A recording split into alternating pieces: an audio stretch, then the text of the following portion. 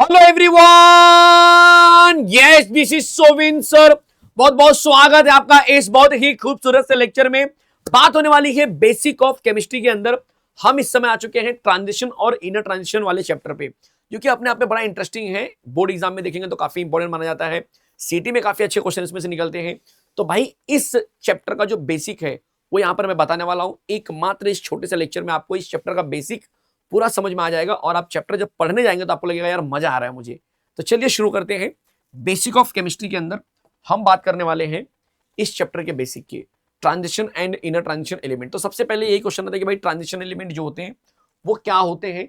तो transition element जो है जनरली यहां पर हमें यह समझना है कि ट्रांजिशन एलिमेंट वो होते हैं जिसका डी ऑर्बिटल इनकम्प्लीटली फिल्ड होता है। और हमें जो इस चैप्टर के अंदर पढ़ना है वो पढ़ना है 3D, बोल सकते हैं कि जो सीरीज है उसके बारे में पढ़ना है। तो 3D सीरीज के कौन कौन से एलिमेंट होते हैं उसके बारे में हमें पढ़ना है। लेकिन सबसे पहले अगर पीरियोडिक टेबल को ध्यान से देखेंगे, यहां पर थोड़ा सा मैं आपको टेबल के थ्रू समझाने की कोशिश करूंगा कि एग्जैक्टली कंसेप्ट कैसे चलता है। तो कंसेप्ट कुछ ऐसे चल रहा है कि भाई यहां पर आपको पता होगा कि दो ग्रुप होते हैं, ग्रुप नंबर 1, ग्रुप नंबर 2, ठीक है। और उसके बाद जो है कि एक काम करते हैं, थोड़ा सा ऐसे ले लेता हूं मैं, रुको जरा रुको जरा, यहां से ले लेता हूं। ये ग्रुप नंबर 1 ग्रुप नंबर 2 वाला हिसाब किताब है, ठीक है। यहाँ पे ग्रुप नंबर 1 और यहाँ पे ग्रुप नंबर 2। ये ग्रुप 1 एंड 2 की कहानी है।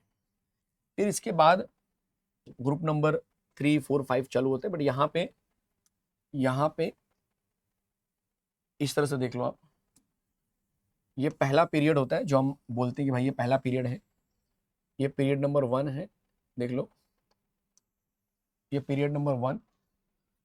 और यहाँ कहीं पे पीरियड नंबर 2 आता है, मैं आपको दिखा देता हूँ। ये पीरियड नंबर 2 है, ठीक है। पहला पीरियड नंबर 1, फिर पीरियड नंबर 2, फिर इसके बाद या पीरियड नंबर 1 ऊपर आता है एक्चुअल में। इसी को मैं थोड़ा सा एक्सटेंड कर देता हूँ तो आपको ज़्यादा क्लैरिटी मिल जाएगी। रुको जरा थोड़ा सा देख लेते हैं, सही है ना, परफेक्ट सब कुछ सही है। चलिए इसको थोड़ा सा मैं एक्सटेंड कर रहा हूँ, ध्यान से देखना जरा। तो ये हो गया है हमारे पास पीरियोडिक टेबल का स्टार्टिंग स्ट्रक्चर। अब यहाँ पर ग्रुप नंबर 1, ग्रुप नंबर 2 और यहाँ से शुरू होता है ग्रुप नंबर 3 की कहानी। ग्रुप नंबर 3 जो कि डी ब्लॉक यही होता है। देखो इसी में लोग फंस जाते हैं कि सर डी ब्लॉक क्या होता है। तो यही डी ब्लॉक है, 3, 4, 5, 6, 7, 8, 9, 10, 11 और ये 12, 12 जो होते हैं, 3 से 12 तक जो होते हैं डी ब्लॉक होते हैं। तो ये डी ब्लॉक है, इसको थोड़ा मैं ऊपर ले लेता हूं, ठीक है। और अब यहां से शुरू होता है 13, 14, 15, 16, 17 और 18 वाली कहानी, ठीक है। जो कि मैं इस तरह से ले लेता हूं कि भाई ये इस तरह से आप समझ लो, परफेक्ट, कोई दिक्कत। अब ग्रुप की बात तो समझ में आ गई, पीरियड की बात भी समझ लेते हैं। यहां पर कहीं पर होता है हाइड्रोजन, जो आप जानते हो, और ऐसा ही आपको पता चलता है कि यहां कहीं पर भी है, ठीक है। तो ये है एक्चुअल में, अगर आप देखेंगे, जिन्होंने थोड़ा सा देखा होगा तो उनको पता होगा कि हाइड्रोजन हम यहाँ कहीं पे रखते हैं और यहाँ पे रखते हैं हीलियम। और इसको हम बोलते हैं कि ये जो है पीरियड नंबर 1 है एक्चुअल में, और ये आता है पीरियड नंबर 2, ये आता है पीरियड नंबर 3, ठीक है, इस तरह से। और पीरियड नंबर 4 जो है अब यहां से शुरू होता है, ये है पीरियड नंबर 4। ध्यान से देखते चलो, ये है पीरियड नंबर 5, ये है पीरियड नंबर 6 और लास्ट वाला हो जाएगा पीरियड नंबर 7। चेक कर लो जरा पहले, ये बेसिक समझ में आया क्या। पीरियोडिक टेबल को समझना इंपॉर्टेंट है हमारे लिए। यहाँ पर ये लाइन नहीं होती, ये लाइन मैंने आपके रेफरेंस के लिए सिर्फ दिया था, ठीक है। यहाँ पर ये लाइन नहीं है, ये ब्लैंक है बिल्कुल, ठीक है। चलेगा, देख लो जरा एक बार। तो पीरियड नंबर 1, 2, 3 यहाँ पर आ जाएगा, 4, ये 5, ये 6, ये 7, 7 पीरियड होते हैं। ये जो है ग्रुप नंबर, अगर मैं ग्रुप की बात करूं तो ग्रुप नंबर 1 है ये ग्रुप नंबर 2, ये 3, ये 4, ये 5, 6, 7, 8, 9, 10, 11, 12, ये है 13, 14, 15, 16, 17 और यहाँ पर आ जाता है 18। ये पूरा होल स्टोरी पीरियोडिक टेबल आपके सामने है पूरा। इसमें से हमें क्या पढ़ना है? हमें पढ़ना है ये वाला पार्ट, इसको ही हम बोलते हैं डी ब्लॉक एलिमेंट। हमें ये पढ़ना है, हमें ये पढ़ना है, डी ब्लॉक पढ़ना है हमें। ये है डी ब्लॉक। और उसके बाद यहां कहीं पर अगर आप देखेंगे ध्यान से, थर्ड ग्रुप के अंदर जो 6th पीरियड दिख रहा है, ये वाला पार्ट, यहां पे लैथनम होता है और यहां पर एक्टिनियम होता है। कलर थोड़ा सा अलग कर लेता हूं, एक लैथनम है, एक एक्टिनियम है। तो ये एलिमेंट जो होते हैं, यहां पर एक लैथनम होता है जिसका नंबर है 57 और यहां पर AC जिसका नंबर है 89। 57 के बाद 58 नहीं आता है, बल्कि यहाँ पर 72 आता है। यहाँ पर 89 के बाद एक बोलते हैं 104 आ जाता है डायरेक्ट, नेक्स्ट 104 आ जाता है। तो आप ये कहना चाह रहे हैं कि सर बीच में बहुत सारे एलिमेंट होंगे जो रखे गए हैं लेकिन दिख नहीं रहे, तो वो कहाँ होते हैं? उनको हम नीचे अलग जगह पे रखते हैं, उनके अजीबोगरीब प्रॉपर्टी की वजह से। और ये जो होते हैं नीचे जो मिलते हैं मुझे, यहाँ पर मैं सिर्फ रफली दिखा देता हूँ आपको रेफरेंस के लिए, इनको बोलते हैं एफ ब्लॉक एलिमेंट। ये नीचे जो मिलते हैं उनको हम बोलते हैं कि भाई ये एफ ब्लॉक एलिमेंट है। ये जो दिख रहे हैं यहाँ पर इस तरह से होते हैं, इनको हम बोलेंगे कि ये एफ ब्लॉक एलिमेंट है। ये क्या है? ये एफ ब्लॉक होते हैं। 14 एलिमेंट यहाँ पर आपको देखने के लिए मिलते हैं इस तरह से। क्या ये बात समझ में आ गई? पीरियोडिक टेबल का पूरा स्ट्रक्चर समझ में? हम क्या इस चैप्टर में बेसिक में क्या सीखने वाले, इसके बारे में सीखेंगे। इसमें भी और डिटेल में जाता हूं, इसके अंदर हम सब नहीं सीखने वाले, सिर्फ ये जो 4th पीरियड दिख रहा है इसके ही एलिमेंट को हम यहाँ पर सीखने वाले हैं। सब हमें नहीं सीखना है, सिर्फ 4th पीरियड के जो एलिमेंट है इसको ही सीखना है। मतलब ये जो स्ट्रक्चर मैं अब हाईलाइट करने जा रहा हूँ इसको ही हमें सीखना है। देखो ये ही हमें सीखना है, बस डिटेल में हमें सीखना है अगर तो ये सीखना है। देखो जिसको मैंने हाईलाइट कर दिया, हमें ज्यादा डिटेल में ये सीखना है। सर कौन कौन से एलिमेंट होते हैं इसके अंदर? तो इसके अंदर जो एलिमेंट होते हैं वो कुछ इस तरह से है। Science teacher, very, crazy, man, पे, को, नी, क्यों, जी। ये मेरा ट्रिक है जो मैं रीड कर रहा हूँ, जो बोल रहा हूँ, ठीक है? आप टेंशन मत लेना, मैं आपको दिखाता हूँ। तो 3D सीरीज, इसको 3D सीरीज क्यों बोला जाता है? ये है तो 4th पीरियड, लेकिन हम सीरीज में इसको 3D सीरीज क्यों बोल रहे हैं? ये भी एक इंटरेस्टिंग कहानी होती है, समझने की कोशिश करना जरा। आपको मैंने इलेक्ट्रॉनिक कॉन्फ़िगरेशन सिखाया था, अगर लास्ट चैप्टर आपने थोड़ा सा देखा होगा बेसिक, तो आपको पता चला होगा इलेक्ट्रॉनिक कॉन्फ़िगरेशन। अब थोड़ा सा यहाँ पे याद दिला देता हूँ कि इलेक्ट्रॉनिक कॉन्फ़िगरेशन हमने क्या किया था, जरा दिखा देता हूँ मैं आपको। तो कुछ इस तरह से हमारे पास लाइनिंग होती है, देख लो जरा सब लोग, इस तरह से 1, 2, 3, 4, 5, 6, 7, 8, ठीक है? अब अपने दिमाग में सेट कर लो कि यार यहाँ पर हमारे पास जो ऑर्बिटल हैं, ऑर्बिटल कौन से होते हैं? तो आपको पता है कि S, P, D, F orbital है। इनके स्टार्टिंग 1, 2, 3, 4 से होती है, कैपेसिटी 2 होती है, 6 होती है, 10 होती है और ये 14 होती है। तो अगर मुझे स्टार्ट करना है तो मैं बोलूँगा यार S को स्टार्ट करो, तो 1S, 2S, 3S, 4S, 5S, 6S, 7S, 8S। 2 line छोड़ देंगे, फिर यहाँ पर शुरू हो जाएगा 2P, 3P, 4P, 5P, 6P, 7P। फिर 2 लाइन छोड़ देंगे तो बन जाएगा 3D, 4D, 5D, 6D। फिर 2 लाइन छोड़ेंगे तो बन जाएगा 4F और 5F। ये पूरा का पूरा टेबल हमारे सामने रेडी है, जो हमने लास्ट लेक्चर में भी कराया था, लास्ट चैप्टर में भी कराया था। तो ये हमारा राइट से लेफ्ट की तरफ जब आप जाएंगे तो हर एक लाइन को फॉलो करना है। तो आप ये समझो कि मेरे पास स्कैडियम है, स्कैडियम का नंबर कितना होता है? 21। अगर आप देखेंगे तो 21 नंबर आएगा। यहाँ पर 19 पोटेशियम आता है, 20 कैल्शियम, 21 स्कैडियम आता है। तो अगर मैं बोलूँ कि यार 21 जो है स्कैडियम का नंबर है 21, इसका मुझे इलेक्ट्रॉनिक कॉन्फ़िगरेशन लिखना है, वहां से देख के लिखना शुरू करता हूँ। तो मैं कैसे लिखूंगा? 1s2, 2s2, 2p6, 3s2, 3p6, देखते चलो, फिर 4s2 और लास्ट में आएगा 3d1। ये लास्ट का जो इलेक्ट्रॉन है वो 3D के अंदर जाके क्या हो रहा है बच्चा? इंटर कर रहा है। इसीलिए इसको 3D सीरीज बोला गया है। तो अब हमें धीरे धीरे समझ में आ रहा है कि इसका मतलब कि जो फोर्थ पीरियड है रियलिटी में वो 3D सीरीज है। ऐसे ही मैं बोल सकता हूं कि जो फिफ्थ पीरियड है वो एक्चुअल में 4D सीरीज माना जाएगा।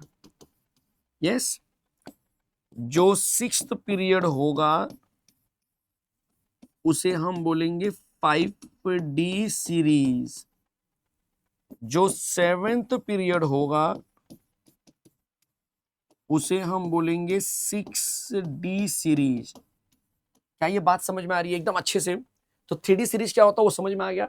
अब एलिमेंट कौन से होते हैं 3D सीरीज के अंदर, तो मैं फिर से रिपीट कर रहा हूं। Science teacher very crazy man, एक ट्रिक हम बनाए हैं यहां पर कि साइंस टीचर वेरी क्रेजी होते हैं और क्रेजी लोगों को हम क्या करेंगे भाई, उठा के फेंक देंगे, फेकोनी। और फेंकने के बाद हम खुद से पूछेंगे क्यों फेंक दिया जी। तो यहां पर क्या बन गया आपके लिए trick, science teacher very crazy man फेकोनी क्यों जी। ठीक है, तो यहां पर मैं लिख भी देता हूं, 3D सीरीज तो समझ में आ गया होगा, और यहां पर एलिमेंट भी लिख देता हूं ताकि आपको पता चल जाए। तो हमारे पास जो एलिमेंट है कुछ इस तरह से हैं, देख लो, एलिमेंट विथ एटॉमिक नंबर आप समझ लो। ये एलिमेंट, ये उनका एटॉमिक नंबर, और साथ में हम इस तरह से लिख देंगे कि भाई नाम क्या है, science teacher very crazy man पे को नी फिर क्यों जी। ठीक है, यस, तो ये टेबल आपको हेल्प करेगा। तो यहां पर आ गया science teacher very crazy man पे को नी क्यों जी। इसका नंबर है 21, 22, 23, 24, 25, 26, 27, 28, 29 और 30। अब इनका नाम जो है वो जरा देख लेते हैं। तो इसका नाम है स्कैडियम, टाइटेनियम, ये है वेनेडियम,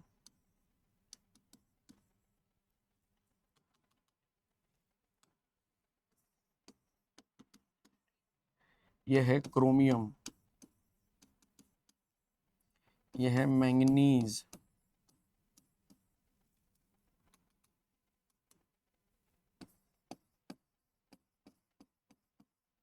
मैंगनीज, ये है आयरन, फेरस भी बोलते हैं, ये कोबाल्ट है, ये निकेल है, ये कॉपर है, और लास्ट वाले को बोलेंगे जिंक। क्या ये बात समझ में आई? अच्छे लेवल पे समझ में आ गई सबको? बढ़िया से एकदम कंसेप्ट क्लियर हो चुका है, यहां तक चीजें समझ में आ गई। अब हम थोड़ी सी बात करने वाले कि जो इलेक्ट्रॉनिक कॉन्फ़िगरेशन हमने आपको एक सैंपल के लिए दिखाया, तो वैसे आप सबका कर सकते हो, लेकिन इसमें दो एलिमेंट ऐसे होते हैं जिनका इलेक्ट्रॉनिक कॉन्फ़िगरेशन थोड़ा अलग होता है। एक है क्रोमियम और दूसरा है कॉपर। जब हम इसी पैटर्न से करते हैं तो आपने कंडेंस फॉर्मूला भी सुना होगा कि यहां से यहां तक आपका क्या है, जरा चेक करो, यहां से यहां तक वो 18 नंबर दिखा रहा है। तो हम इसको लिख सकते हैं कि भाई ये आर्गन है और ये बन जाएगा 4H2 3D1, ये ऐसा बन जाएगा। सिमिलरली अगर मैं क्रोमियम की बात करूं तो क्रोमियम भी यही बोलेगा कि भाई मेरे पास भी कैपेसिटी वैसे ही है कि मैं आर्गन हूं और उसके बाद 4H2 ले लो और फिर 3D4 ले लो। देखो 18 2 20, 20 4 24, देखो ये 24 हो रहा है। लेकिन आपको पता होना चाहिए कि जो 3D है उसकी कैपेसिटी कितनी होती है मैक्सिमम। तो 3D की मैक्सिमम कैपेसिटी है 10, और ये जो मैक्सिमम कैपेसिटी है उसका हाफ जो होता है, उसका हाफ का मतलब है, इस तरह से समझ लो कि ये 1S1, 1 मत लिखो, एस तो कोई भी हो सकता है। एस के ऊपर अगर 1 आ गया तो हाफ फील्ड हो गया, पी के ऊपर अगर 3 आ गया तो हाफ फील्ड हो गया, डी के ऊपर अगर 5 आ गया तो हाफ फील्ड हो गया, एफ के ऊपर अगर 7 आ गया तो हाफ फील्ड हो गया। और ये हाफ फील्ड क्या होते हैं, ये हाफ फील्ड स्टेबल होते हैं। तो बस यही कंसेप्ट है, एकदम प्यारा सा कंसेप्ट है कि ये 3D4 है, ये 3D चाहता है कि मैं स्टेबल हो जाऊं, इसीलिए एस से क्या करता है, एक इलेक्ट्रॉन मांगता है। और जब ये एस अपना एक इलेक्ट्रॉन इसको ट्रांसफर करेगा तो आपका जो इलेक्ट्रॉनिक कॉन्फ़िगरेशन है वो ये नहीं होगा, बल्कि आपका इलेक्ट्रॉनिक कॉन्फ़िगरेशन बदल जाएगा और वो ऐसा बन जाएगा, आर्गन 4S1 और 3D5 आ जाएगा। इससे क्या होगा कि S की जो कैपेसिटी 1 है वो भी पूरी हो गई और D की 5 भी पूरी हो गई, जिससे कि वो स्टेबल हो जाएगा। तो क्रोमियम का इलेक्ट्रॉनिक कन्फर्मेशन ये पैटर्न को फॉलो नहीं करेगा बल्कि इसको फॉलो करेगा। और वैसे ही कॉपर के केस में होगा। लॉजिकली अगर हम देखेंगे तो कॉपर का ऐसा लग रहा है कि कॉपर का ऐसा होना चाहिए कि भाई आर्गन है, फिर 4s2 होगा और फिर 3d9 आ जाएगा। अब यहां पर अगर ये इलेक्ट्रॉन ट्रांसफर कर देगा इसको अपना एक, तो ये 9 से 10 बन जाएगा जो कि कंप्लीटली फील्ड होंगे। तो इसलिए इसका ये आंसर नहीं आएगा। कंप्लीटली फील्ड वाला भी क्या होता है, स्टेबल होता है। देखो ये भी स्टेबल ही है, हाफ फील्ड और कंप्लीटली फील्ड स्टेबल ही माने जाते हैं। तो इसका भी इलेक्ट्रॉनिक कॉन्फिगरेशन बदलकर कुछ इस तरह से बन जाएगा कि आर्गन 4s1 और 3d10। तो ये इस तरह से स्टेबिलिटी मिलती है। क्या ये कंसेप्ट समझ में आ गया सबको एकदम अच्छे से? कोई दिक्कत है तो ये चीज आपके दिमाग में बैठनी चाहिए। अब इलेक्ट्रॉनिक कॉन्फिगरेशन अगर आपको निकालने आ गया है तो इस चैप्टर में सीखने के लिए मिलता है ऑक्सीडेशन स्टेट। पैटर्न समझना है कि ऑक्सीडेशन स्टेट निकालते कैसे हैं। बेसिक लेक्चर चल रहा है, आपको पैटर्न समझना है कि निकालते कैसे हैं। जैसे कि मान लो कि मेरे पास 3 एग्जांपल ले लेता हूं मैं, स्कैडियम, फिर बीच में एक ले लेता हूं मैंगनीज ले लेता हूं मैं, और फिर एक ले लेता हूं मैं आयरन ले लेता हूं, और एक लास्ट में लेता हूं निकल। ये 4 एग्जांपल के थ्रू मैं समझाऊंगा। स्कैडियम का नंबर है 21, मैंगनीज होता है 25, ये है 26, और निकल कितना है भाई, फेकोनी 28 होना चाहिए। ठीक है, तो इसका जो इलेक्ट्रॉनिक कॉन्फ़िगरेशन होगा लॉजिकली जो हम जानते हैं कि आर्गन होगा 4s2 3d1, इसका हो जाएगा आर्गन 4s2 और 3d5, इसका जो होगा आर्गन 4s2, ये हो जाएगा 3d6, और ये है आर्गन 4s2 3d8। देखो इसमें 4s और 3d का जो ऑर्बिटल है वो उनके एनर्जी लेवल बहुत नजदीक होती है, जिसकी वजह से इसको हम आगे पीछे भी रख सकते हैं। और डी ऑर्बिटल का नंबर देखोगे तो 3 है और इसका 4 है, इस वजह से डी जो होता है वो अंदर चला जाता है और 4s को क्या करता है, बाहर रखता है। तो इस इलेक्ट्रॉनिक कॉन्फिगरेशन को हम ऐसे भी लिख सकते हैं, देखो इस तरह से। ठीक है, दोनों राइट है। लिखने के लिए आ गया तो आप ये भी लिखो फुल मार्क्स से, लेकिन ऑक्सीडेशन स्टेट में हमें जरूरत पड़ती है कि भाई 3 नंबर छोटा है तो पहले आ गया, 3d1 और 4s2। बोलो ये बात समझ में आई? ये 3d5 4s2 बनता तो 4s2 3d से, लेकिन लिखते समय हम ऐसे करते हैं ऑक्सीडेशन के केस में। ठीक है, और फिर लास्ट में 3d8 4s2। आपको समझाने के लिए मैं दिखा रहा हूं ताकि आपको हर एक चीज समझ में आए। अब जब इलेक्ट्रॉन निकालने के बारी है तो ऑक्सीडेशन का मतलब इलेक्ट्रॉन निकालना, तो सबसे पहले s में से निकलता है। और ये सच्चाई है इस चैप्टर की कि s में से दोनों इलेक्ट्रॉन सबसे पहले निकलेंगे, क्योंकि आउटर मोस्ट के होते हैं तो सबसे पहले निकल जाएंगे। ठीक है, तो भाई यहां से 2 इलेक्ट्रॉन निकलेगा तो ये बन जाएगा +2, जितने इलेक्ट्रॉन निकलेंगे वो बन गया +2। अब इस d का जो इलेक्ट्रॉन है उसको हमें ना ड्रॉ करके देखना पड़ेगा, ऐसे नहीं देखना है, हालांकि आप समझ जाएंगे बट फिर भी समझना है कि भाई किस तरह से ड्रॉ करना है। तो 3d का मतलब है कि आपको क्या करना है, d का ऑर्बिटल बनाना है। d कितना ऑर्बिटल होता है, 5। इस तरह से 5 ब्लॉक बना दो, 1 2 3 4 5। और कितने इलेक्ट्रॉन है, एक। एक मतलब अनपेड इलेक्ट्रॉन, और जब अनपेड इलेक्ट्रॉन मौजूद होगा तो वो पहले निकलेगा। मतलब पहले कहां से निकला, 4s2 से निकला क्योंकि आउटर मोस्ट था, तो 2 निकल गया। अब एक और निकलेगा, कहां से, डी में से। क्यों निकलेगा, क्योंकि ये अनपेड है, तो इसका मतलब कि 2 निकला था और एक और निकल गया, तो 3 हो गए टोटल।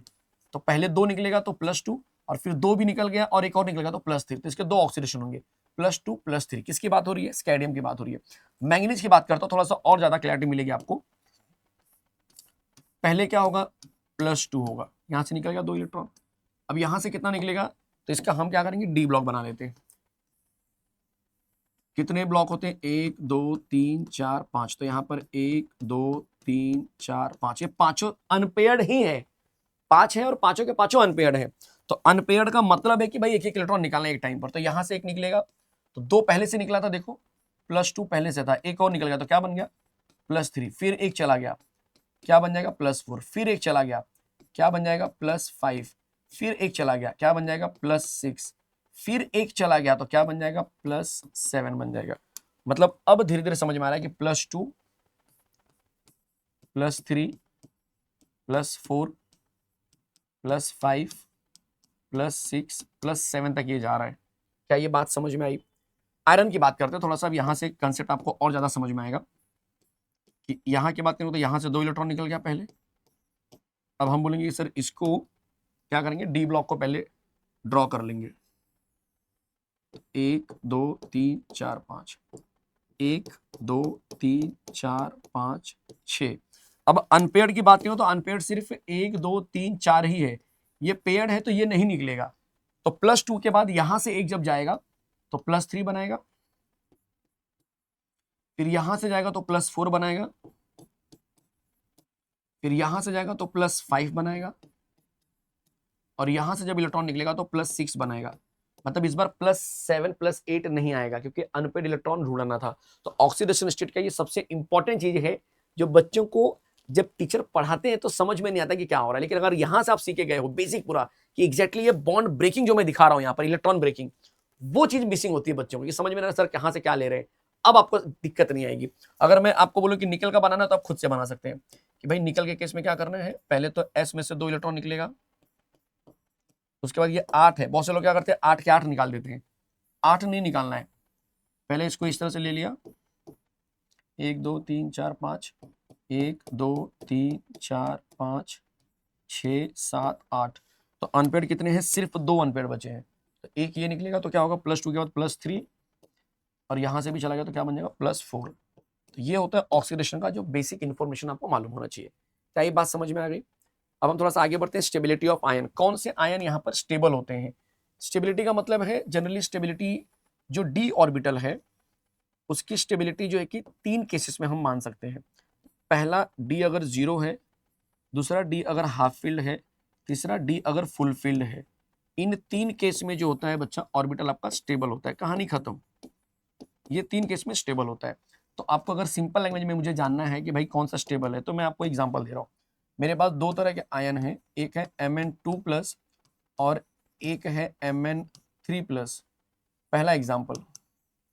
दूसरा एग्जांपल मैं ले रहा हूँ, एक है मेरे पास Fe2+ और एक है मेरे पास Fe3+। अब इनमें से मुझे स्टेबल वाले लोग को लिखना है। तो Mn2+ की बात करते हैं, इसमें से कौन स्टेबल है, स्टेबल कौन है यही हमें क्या करना है, लिखना है। यहां पर भी स्टेबल कौन है दोनों में से यही हमें लिखना है। तो क्या तरीका होगा स्टेबल पहचानने का? तो स्टेबल पहचानने का तरीका है कि भाई आप इनका इलेक्ट्रॉनिक कॉन्फिगरेशन देखो पहले। तो अगर मैं Mn की बात करूंगा, अगर मैं Mn को लिखने जाऊं तो मैं यहां पर देख पा रहा हूं, स्टेबल में थोड़ा एक्सप्लेन कर देता हूं मैं, कि अगर मैं नॉर्मल Mn की बात करूं जिसका नंबर 25 होता है तो ये ऐसा दिखता है कि भाई आर्गन है, 3d5 है, 4s2 है। और अगर हमने बोला कि Mn2+ है, 2+ का मतलब है S में से 2 इलेक्ट्रॉन पहले निकलेंगे, तो क्या बचेगा, 3d5 बचा। मतलब 3d5 क्या है, देखो 3d5 क्या है, स्टेबल है। तो मतलब ये Mn2+ स्टेबल हो गया। और अगर मैं 3+ करूंगा तो 2 यहां से निकलेगा और एक यहां से भी निकलेगा, तो ये 3d4 बन जाएगा जो कि अनस्टेबल होगा। तो स्टेबल कौन हो गया जरा बोलो? तो हमारा राइट आंसर आएगा, स्टेबल हो जाएगा Mn2+। क्या ये बात समझ में आ रही है? अच्छे से आंसर समझ में आया? चलो इसको देख लो कैसे करेंगे। तो वापस से दिखाता हूं मैं आपको। आयरन, आयरन का नंबर है 26, लिखते कैसे हैं, आर्गन, ये हो जाएगा 3d6 और 4s2। समझना पहले। अब हमें समझ में आ रहा है कि सर यहां से 2 इलेक्ट्रॉन निकलेगा, और अगर यहां से 2 इलेक्ट्रॉन निकला तो क्या बचा, 3d6 बचा। मतलब ये Fe2+ में 5 तो नहीं आ रहा है। अब अगर मैं एक और इलेक्ट्रॉन यहां से निकाल दूं तब ये भाई साहब क्या बन जाएंगे, 3d5 बन जाएंगे। इसका मतलब कि सर जो ये वाला बंदा है, Fe3+ वाला जो बंदा है वो स्टेबल है। रीजन यहाँ पे देना तो दे दो, क्योंकि ये 3d5 जो कि बच जाएगा, यहाँ पर भी क्या बन जाएगा, 3d5 वाला पार्ट बच जाएगा। बोलो समझ में आ रहा है? तो ये होल स्टोरी है स्टेबिलिटी से रिलेटेड। अब आपको ढूंढना है मैग्नेटिक मोमेंट। मैग्नेटिक मोमेंट का एक स्पेसिफिक फॉर्मूला होता है। मैग्नेटिक मोमेंट का जो है ना एक फॉर्मूला है, mu equal to n+2 square bracket के अंदर, इस तरह से, सॉरी ब्रैकेट के अंदर और रूट के अंदर लेना है, ठीक है, स्क्वायर रूट के अंदर लेना है। देखो n+2 ऐसे कर लो, n+2 स्क्वायर रूट के अंदर। इसका यूनिट होता है बोहर्स मैंगेटन। n मतलब क्या है, n का मतलब है number of unpaired electron. Unpaired electron बड़ा आसान तरीका है, क्योंकि मैंने आपको अनपेयर्ड निकालना सिखा दिया। देखो यहाँ पे सिखाया था मैंने, ये देखो, ये दिख रहा है आपको, ये सब अनपेयर्ड इलेक्ट्रॉन है। कितने अनपेयर्ड है वही ढूंढना है। तो अब मैं आपको कुछ भी अगर कंपाउंड दूं, जैसे कि कुछ एग्जांपल के थ्रू समझते हैं। मान लो एक एग्जांपल ले लेता हूं मैं, कि भाई मेरे पास Fe2+ है और उसका मैग्नेटिक मोमेंट निकालना है। इस फॉर्मूले को हम बोलते हैं स्पिन ओनली फॉर्मूला, ये भी मालूम होना चाहिए। इसको बोलते हैं स्पिन ओनली फॉर्मूला, ठीक है। कभी कभी आता है कि भाई स्पिन ओनली फॉर्मूले की मदद से करके दिखाओ, तो यही है, ठीक है। अब यहां पर बोलो कैसे करेंगे, तो पहले काम क्या होगा कि Fe2+ जो है उसका इलेक्ट्रॉनिक कॉन्फ़िगरेशन आना चाहिए, तो हमने बोला आर्गन।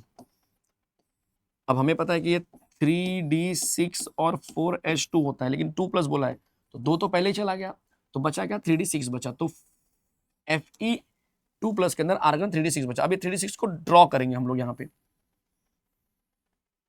डी में 5 ऑर्बिटल, 1 2 3 4 5। अब इसके स्ट्रक्चर को ड्रॉ करो, इलेक्ट्रॉन ड्रॉ करो, 1 2 3 4 5 6। अब कितना अनपेड बचा है, 1 2 3 4, मतलब n=4 आ गया। तो कभी भी आप डी के इलेक्ट्रॉन को देखकर खुश मत हो जाओ, डी के इलेक्ट्रॉन को तोड़ कर देखो उसमें कितने अनपेड, तो यहाँ पर अनपेड कितना आ गया 4। तो अब मैं यहाँ पे सॉल्व कर पाऊंगा कि भाई μ=n+2 रूट के अंदर है, तो यहां पर बोलेंगे 4 4 + 2, सॉल्व कर लो, 4 2 6 6 चौका 24, रूट 24 आ गया।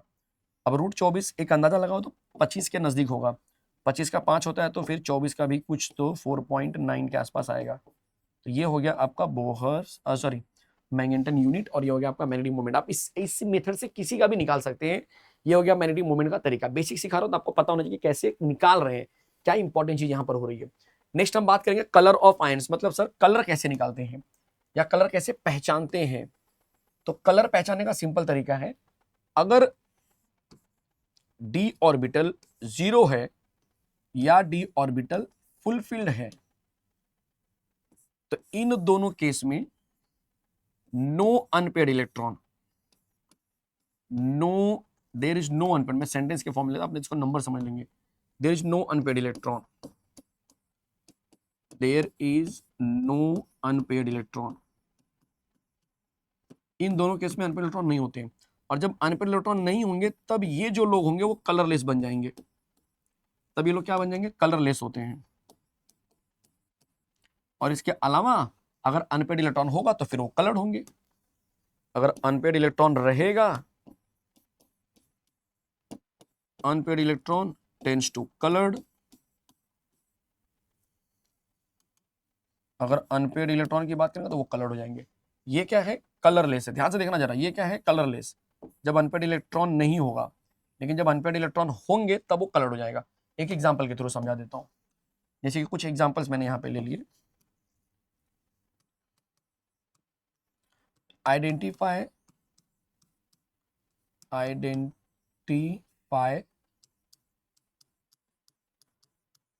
कलरलेस आयंस, कलरलेस या कलर्ड दोनों लिख लेता हूं मैं, ठीक है। Identify colourless and coloured ions, ठीक है। अब यहां पर दिया है कुछ आपको एग्जांपल्स में, जैसे Sc3+ है, Zn2+ है, फिर इसके बाद Mn3+ है, फिर Fe2+ है, कॉपर 1+ है, ठीक है। ऐसे मैंने दे दिया, और एक ले लेते हैं, और टाइटेनियम 3+ है। चलिए देखते हैं कि भाई इसमें से कौन कलर्ड है कौन कलरलेस है। तो यहां पे लिख देता हूं मैं कलरलेस, कंसेप्ट समझना है। स्कैडियम 21 है, आप दिमाग में सेट करके चलो, स्कैडियम क्या है 21। अब 21 है, 21 में से 3+ बोला है, 21 में से 3 चला गया तो कितना बचा 18, अरे 18 बचा तो कोई डी है ही नहीं, कोई भी डी नहीं है। आप ऐसे समझ सकते हैं, आप ऐसे समझ सकते हैं कि कलरलेस में स्कैडियम क्यों आया, क्योंकि इसके अंदर जो डी है वो 0 हो चुका है, ठीक है। आप सॉल्व करके देख सकते हैं। जिंक भी यहां पर कलरलेस के अंदर आएगा। अब ये कैसे आ गया सर, क्योंकि जिंक की अगर मैं बात करूं, थोड़ा सा समझाता हूं मैं आपको, जिंक की अगर मैं बात करता हूं, जिंक कहां पे भाई जरा दिखाओ, ये देखो, इसका इलेक्ट्रॉनिक कॉन्फिगरेशन आप देखें तो ये क्या मिलेगा, आर्गन 4s2 3d10 मिलेगा, 4s2 3d10, देखो क्या बोल रहा हूं मैं, 4s2 3d10, मतलब रियल में जो जिंक है वो हो जाएगा 4s2 3d10 4s2। अब 2 चला गया तो क्या बचा 3d10 बचा, 3d10 का मतलब कोई भी, देखो यहाँ पे 3d10 का मतलब नो अनपेड इलेक्ट्रॉन, इसका मतलब ये भी क्या हो गया हमारे लिए, ये 3d10 के हिसाब से हो रहा है, ध्यान देना, यहाँ पे ब्रैकेट में लिख रहा हूँ ताकि आपको रिलेट करने में ईजी हो, ठीक है। उसके बाद देखो कॉपर 1+ भी आएगा, वो कैसे आ जाएगा, आप यहाँ पर देख सकते हैं पीछे जो हमने पढ़ाया था टेबल में, देखो ये कॉपर है, कॉपर में 4s1 है, अगर ये 1 चला जाएगा कॉपर 1+ बन गया तो भी क्या बचेगा 3d10 बचेगा, तो ये भी क्या हो गया, there is no unpaired electron. तो ये चीज समझने की कॉपर के अंदर भी जो 1+ है उसमें भी बच्चा कहीं ना कहीं आपको 3d10 का फील आ रहा है, चलेगा। और कलर्ड कौन बनेगा, कलर्ड वही बनेगा जिनके पास अनपेड रहेगा। कलर्ड कौन है जरा चेक कर लो, मैंगनीज 3+, मैंगनीज 3+, बिल्कुल मैंगनीज 3+ होगा, क्योंकि मैंगनीज जो होता है अनपेड इलेक्ट्रॉन उसके पास 5 होते हैं, उसमें से इलेक्ट्रॉन आप निकाल रहे हो, जनरली 3d5 होता है। Fe के अंदर भी 3d6 होता है लास्ट में, तो वहां से इलेक्ट्रॉन निकालने तो कोई दिक्कत नहीं आएगी, और टाइटेनियम के अंदर भी कोई दिक्कत नहीं आएगी। साइंस टीचर वेरिक रेजिमेंट में टाइटेनियम का नंबर है 22। लिखते कैसे इसको, आर्गन, देखो मैं दिखा रहा हूँ, आर्गन 3d2 4s2 लिखते हैं, 2 यहाँ से जाएगा 1 यहाँ से जाएगा तो भी 3d1 बचेगा। 3d1 बचने का मतलब है कि भाई इसके पास कहीं ना कहीं अनपेड इलेक्ट्रॉन है। तो ये कंप्लीट आंसर हो गया आपके लिए, ठीक है। उम्मीद कर रहा हूँ कि सारी चीजें बहुत अच्छे से समझ में आ रही होंगी, ठीक है। अब हम एफ ब्लॉक एलिमेंट की सिर्फ बात कर लेते हैं, जो आपको एकदम स्टार्टिंग में टेबल में दिखा दूं आपको मैं, देखो ये इस तरह से है, ठीक है। अब ये इन दोनों को मैं एफ ब्लॉक बोलता हूं, इसीलिए लैथेनॉइड और एक्टेनॉइड सीरीज जो होते हैं, लैथेनॉइड के अंदर जनरली हम 4f के इलेक्ट्रॉनिक कॉन्फिगरेशन को यूज करते हैं, इसलिए इसको 4f सीरीज बोलेंगे, और इसमें आ जाता है 5f, इसलिए इसको हम 5f सीरीज बोलते हैं।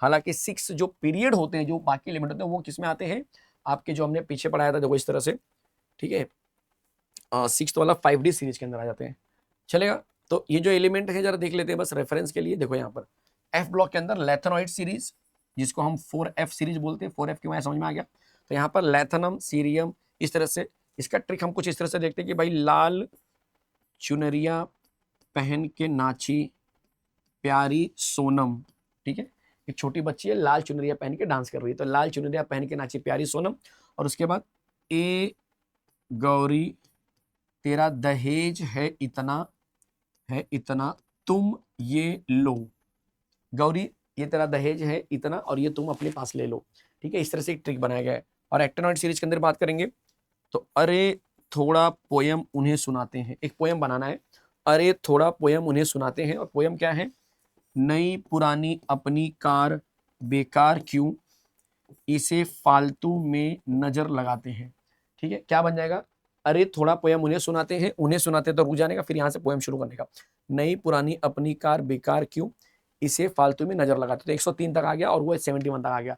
इसके आगे जो होता है वो कुछ इस तरह से दिखता है, आपको टेबल में देख सकते हैं, इसके आगे जो है 72 फिर 104 चालू होता है, ठीक है। तो उम्मीद कर रहा हूं कि ये पूरा का पूरा जो बेसिक है आपके दिमाग की नसों में बैठ गया होगा इस चैप्टर का, और आप कॉन्फिडेंट होंगे इस चैप्टर को अटेम्प्ट करने के लिए, ठीक है।